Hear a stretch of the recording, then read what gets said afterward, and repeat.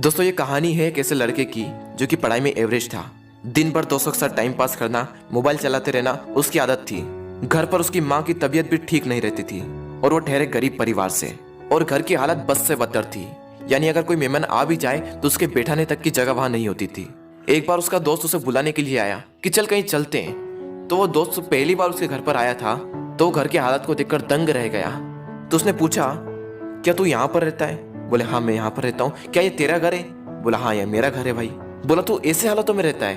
बोला हाँ मैं ऐसे हालातों में ही रहता हूँ। क्यों, क्या हुआ? थोड़ी देर तक तो उसका दोस्त चुप बैठा रहा, लेकिन फिर वो बोला, वाह वाह मेरे दोस्त वाह, तेरी घर की हालत बस से बदतर है। माँ घर पर बीमार पड़ी हुई है, पापा दिन रात काम करके थोड़ा सा पैसा जुटा पाते हैं और उससे घर खर्च चलाते हैं, और तू दिन भर मोबाइल चलाते रहता है, दिन भर दोस्तों के साथ टाइम पास करता है। तुझे अपने करियर की कोई चिंता नहीं और तेरे घर की हालत बस से बदतर हो चुकी है। तो एक बात बता, किसको धोखा दे रहा है? अपने आप को, अपने माँ बाप को? किसको धोखा दे रहा है? उसके दोस्तों ने कहा तू चल मेरे साथ। वो बोला कहाँ चलना है? नहीं तू चल मेरे साथ। तो उसका दोस्त उसे वहां ले गया जहां पर उसके पापा काम करते थे। उसके पापा एक फैक्ट्री में मजदूर थे। वो वहां पर बैठे हुए थे, पसीने से तरबतर होकर हालत बस से बदतर हो चुकी थी, शरीर में पेन हो रहा था और उनके पास में उन्हीं की फैक्ट्री का एक मजदूर और बैठा था और वो उनसे कुछ कह रहे थे। और वो कह रहे थे कि यार मेरी पत्नी घर पर बीमार है, इलाज कराने के लिए पैसे भी नहीं है। मैं दिन रात मेहनत करके सिर्फ 2 वक्त की रोटी जुटा पाता हूँ और उससे सिर्फ घर का खर्च चलता है और कहीं पैसा बच ही नहीं पाता। अभी तो बेटे के स्कूल की फीस भी भरनी है। यार इससे बेहतर तो मौत ही है। जिंदगी दुख का दूसरा नाम बन चुकी है। मैं तंग आ चुका हूँ इस जिंदगी से। अब तो सिर्फ मेरा बेटा ही मेरी आखिरी उम्मीद है। उसके पापा कह रहे थे कि देखना एक दिन मेरा बेटा इससे भी बड़ी फैक्ट्री का मालिक बनेगा। वो लड़का और उसका दोस्त दोनों उस चीज को देख रहे थे और पूरे गौर से सुन रहे थे। तभी उसके दोस्त ने कहा, देख देख कैसे जीते हैं तेरे पापा। तेरे पापा तेरे से कितनी उम्मीद लगाए हुए बैठे हैं, देख जरा एक बार। लेकिन क्या तुझे लगता है कि इस तरह से तो उनकी उम्मीदों पर खरा उतर पाएगा? एक बार तो अपने पापा की हालत को देख कि कैसे जीते हैं और एक बार तो अपनी हालत को देख कि तू कैसे जीता है। वो 2 कौड़ी का मोबाइल तेरे पापा से पढ़कर है। वो 2 कौड़ी की लड़कियां जो जिंदगी में सिर्फ कुछ पलों के लिए आती है और फिर चली जाती है, वो तेरे पापा से पढ़कर है।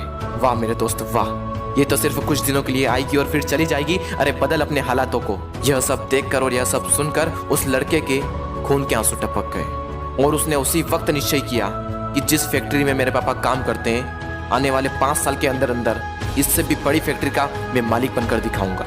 और उसके अंदर से चीख उठी थी कि मुझे कंपनी का मालिक बनना है, एक बहुत बड़ी कंपनी का मालिक बनना है, नौकर नहीं बनना है। और जैसे ही उसके अंदर से ये चीख निकली, वो दिन के लगातार 10-10 घंटे पढ़ने लगा।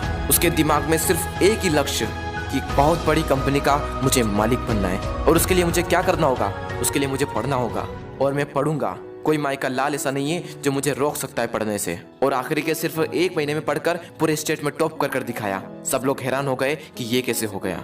सबकी आंखें फटी की फटी रह गई। सब लोग दंग रह गए कि हाउ इज दिस पॉसिबल। जब उसका इंटरव्यू हुआ और उससे पूछा गया कि ये सब कैसे हुआ, तब उसने कहा कि मुझे जिंदगी में कुछ नहीं चाहिए, मुझे तो सिर्फ अपने पापा के सपनों को पूरा करना है।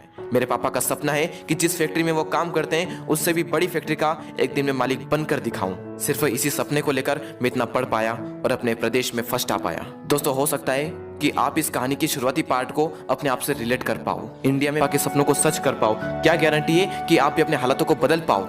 गारंटी है मेरे दोस्त, गारंटी है जब आपके अंदर से एक चीख उठकर आए, आपके अंदर से एक आवाज उठकर आए कि मुझे पढ़ना है और सिर्फ इसलिए पढ़ना है कि मैं अपने हालातों को बदल पाऊं।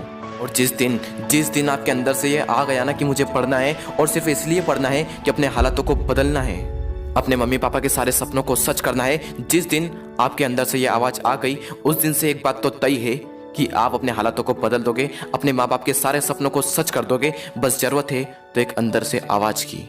दोस्तों बहाने बनाने से कुछ नहीं होगा।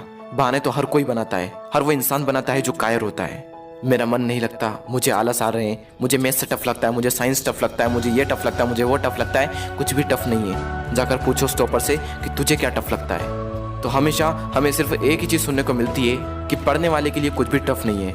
और दोस्तों जिंदगी का भी यही वसूल है, करने वाला कुछ भी कर जाएगा और जो ना करने वाला है ना, वो छोटी सी मुसीबत आने पर रुक जाएगा। बहाने बनाने में उसका कोई रिकॉर्ड नहीं, उसे दिन भर आलस आते रहेंगे, उसके अंदर की एनर्जी बाहर उठ ही नहीं पाएगी। मैथमेटिक्स करते वक्त अगर आपको कोई डाउट आता है तो मेरे पास एक एप्लीकेशन है जो आपको सजेस्ट करूंगा, जिसका नाम है डाउट नट। आप यहाँ पर किसी भी सवाल का फोटो खींचकर उसका आंसर पा सकते हैं। IIT JEE की क्रश कोर्स की सुविधा भी आपको यहाँ पर मिल जाती है। और अगर आप बायोलॉजी ग्रुप से बिलोंग करते हैं तो उसकी सुविधा भी हाल ही में यहाँ पर हो चुकी है। मोबाइल में फालतू की चीज़ों को रखा जाए इससे तो अच्छा है कि कुछ काम का रखा जाए और मोबाइल का उपयोग अपनी पढ़ाई में किया जाए।